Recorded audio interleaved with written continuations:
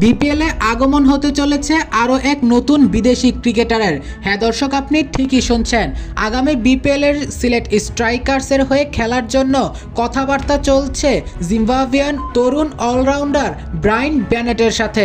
বাংলাদেশের বিপক্ষে Brian Bennett দুর্দান্ত ইনিংস খেলে গিয়েছেন, সেটা তো সবাই জানে।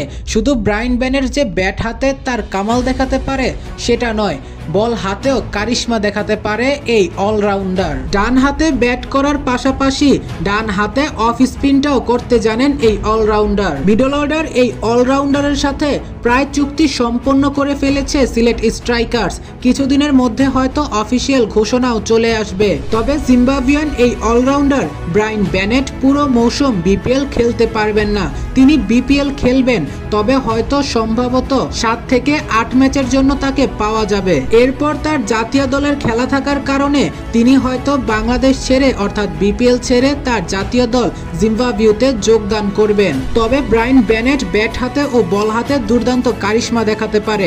ব্রায়ান বেনেট যদি সিলেট স্ট্রাইকার্সে যুক্ত হয় তাহলে তাদের ফরেন ক্রিকেটার দ্বারায় Aaron Jones, Brian Bennett, George Munsey, Paul Stirling, Rahkeem Cornwall, Reece Topley, Samiullah Shinwari.